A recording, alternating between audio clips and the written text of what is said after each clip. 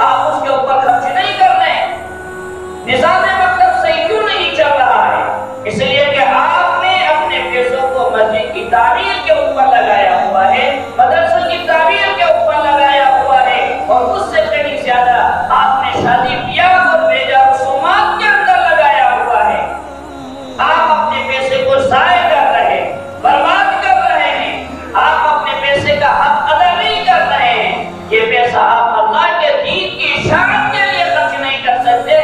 مدرسے کے اندر پڑھنے والے، مدرسے کے اندر پڑھانے والے کوئی مکر و فاقہ کی زندگی گزار رہے ہیں۔ ایک مکتب کے اندر پڑھانے والے کی تنخواہ 2000 4000، مدرسے کے اندر پڑھانے والے کی 6000 7 8000 تنخواہ ہے۔ جس آدمی کی تنخواہ اس قدر کم ہو کہ اس کی ضروریات زندگی پوری نہ ہو سکتی ہو، خدا کی قسم اس مدرسے اور مکتب کا نظام کبھی درست ہو ہی نہیں سکتا ہے۔ نہ اس میں علم کی روحانیت آ سکتی ہے، نہ اس کے اندر کسی طرح سے سلیقہ بندی اور استحکام آ سکتا ہے۔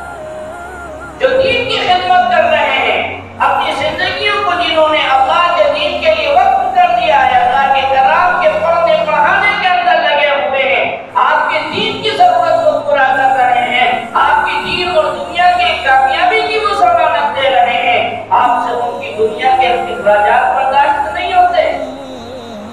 ایک پڑھا لکھا 15 سال پڑھنے کے بعد ایک عالم دین بنتا ہے، ہمارے یہاں پر اس کو درجہ دیا جاتا ہے کہ مزدوری کے برابر۔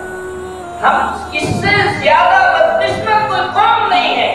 ہر ایک قوم کے اندر جو اس کے علماء ہوتے ہیں، دانشوران ہوتے ہیں، ان کے ایک اعلیٰ مقام ہوتا ہے، لیکن اس قوم نے اس امت کے علماء کو، اس امت کے خدام کو ایک مزدور کا درجہ دیا ہوا ہے۔ کیا ہے؟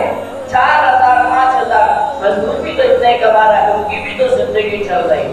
اس نے 15 سال کی جو محنت کی ہوئی ہے پیچھے، اس کی محنت کو آپ نے ضائع کر دیا ہے۔ تو یہی آپ اپنے بچوں کے متعلق کیوں نہیں سوچتے؟ آپ نے ان کو انجینئر بنایا ہے، ڈاکٹر بنایا ہے، آپ 8-10 ہزار روپے تنخواہ کے اوپر کیوں ملازم نہیں رکھتے؟ کیوں 40,000 50,000 تنخواہ کے پیچھے آپ بھاگتے؟ معلوم یہ ہو کہ آپ کی ضروریات پوری نہیں ہو سکتی ہیں 8-10 ہزار کے اندر، تو جو ضروریات آپ کی ہیں وہی ضروریات مسجد کے امام کی ہیں، مؤذن کی ہیں، مسجد اور مدرسے کے خدام، مدرسین اور اساتذہ کی ہیں۔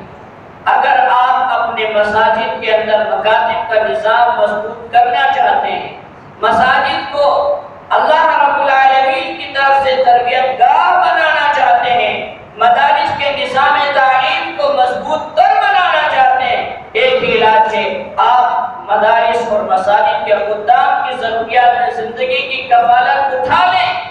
یہ اخلاص کے ساتھ میں، توجہ کے ساتھ میں اور پوری لگن کے ساتھ میں آپ کی دینی ضروریات کے اوپر لگیں گے۔